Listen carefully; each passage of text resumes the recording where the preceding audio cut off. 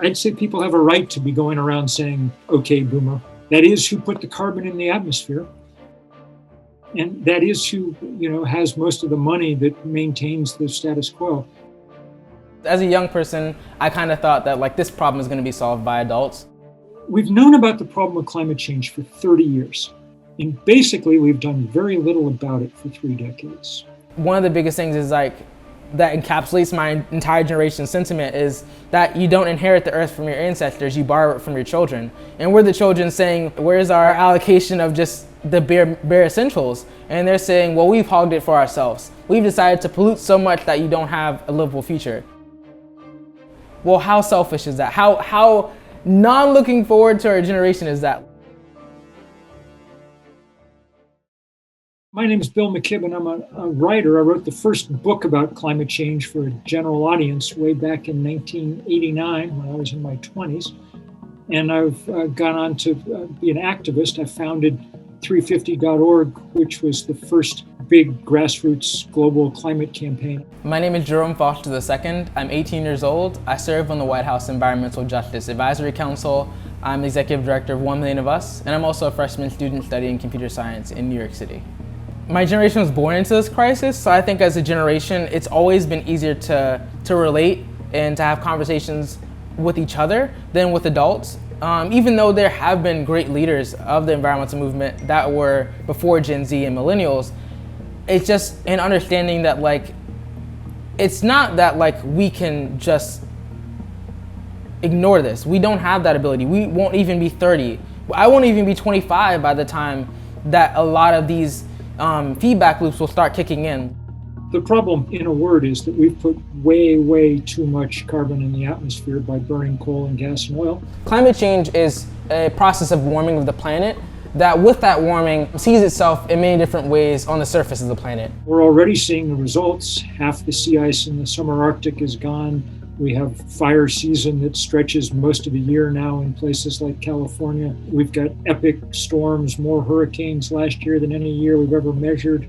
Continual warming continues to melt the polar ice caps that also contribute to rising sea levels. We see sunny day flooding in Miami. We see in Bangladesh that communities are being flooded out of their homes.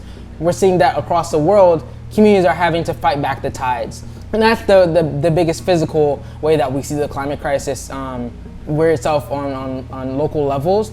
We're still near the beginning of all of this. Climate change is not a hoax. Climate change is an existential threat. So I went to lunch tables and just talked to my friends and said, hey, have you guys learned about this? Have you heard about this? And to my dismay, everyone else did know about it. It was a very common topic to know about. And the only issue was that everyone else's initial understanding of it was that it was a hoax. I asked the chair, you know what this is? It's a snowball, and that's just from outside here. So it's very, very cold out. Other parents knew about it and were actively telling their children that it was a hoax. If you do hear about it, don't worry about it because it's not real. Mr. President, catch this. I had a naive belief when I was first writing about all of this that we were in an argument, and that if I kept writing books and people kept doing articles and having symposiums and doing documentaries and things, eventually the weight of evidence would be so strong that our leaders would do the obvious thing, because why wouldn't they? It took me too long to understand that it wasn't really an argument, because we'd won the argument. The science was pathetically clear. We were in a fight, and the fight wasn't about data and reason. The fight was about what fights are always about, money and power. And the other side of this fight was the richest industry in the world at the time. So that's when we started building movements to try and have some kind of counterbalance to all that weight. We're no longer having these conversations. We're moving forward. The conversation is done. That chapter has closed. We are in chapter 2 of actually taking action. We aren't arguing with people that have decided to ignore science. We're now allowing the science to back up our actions. There have been times when it feels like when you're in a bad dream, a nightmare, and you can see some monster coming, but you can't get anybody else to turn around and look at it. So there have been moments of real despair, but that's lifted over the last decade because so many other people have poured into this movement now. Hope stems from action. Hope comes from action. It comes from like actual steps being taken to safeguard our future. These steps will set America on a path of net zero emissions economy by no later than 2050. Well, what scares me is that time is short. We're reaching a point now where politicians and companies and things are starting to say, we promise we'll go net zero by 2050. 2050 is long past the time when all these politicians and CEOs will be in the grave, so, easy enough to say. And B, 2050 is too late. We need to know what you're going to do this decade. That's what scares me. Time is short. I think just existential hope is lost to a lot of people because they just look at the bigness of the problem. They look at this massive scale from like Cancer Alley in Louisiana to my experience in Iceland, which was hiking on a glacier and seeing the ice melt below us and seeing that like there were large like black dunes of sand that were from the melting that happened over the summer.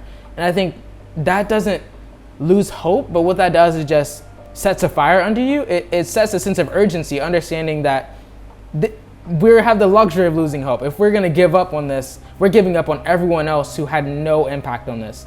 350 started about 15 years ago, and it was the first iteration of a global climate movement.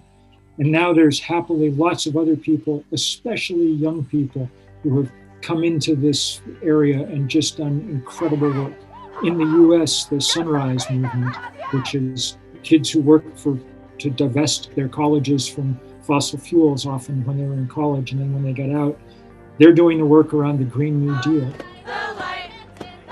And I think that's kind of how the conversation has shifted, where no one in their right mind is talking about whether the validity of the climate crisis. They're talking about what steps we need to take and how bold we need to be to safeguard our future.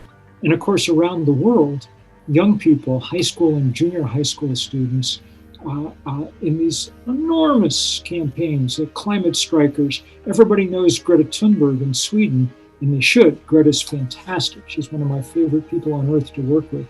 Nowhere have I found anyone in power who dares to tell it like it is. But I think she'd be the first to say that the really good news is there are 10,000 Greta Thunbergs around the planet, and there are 10 million kids following it. The goal is actually making action, because raising awareness in people doesn't tangibly do things. That's only in the sphere of public awareness and public news. But if you actually want to impact governance and how we institute policies, we're going to actually have to lobby elected officials and actually pass legislation that makes sure that we have subsidies for renewable energy and divesting from fossil fuel industries. So this may be now the biggest movement that the planet's ever seen, which would be a good thing since it's the biggest problem the planet's ever seen. Marches and protests were the biggest thing that's been happening up until the late 2000s. And now the big shift is that, yes, we will still protest, but we will now continually meet and continually be in the faces of elected representatives that have to make the change for people.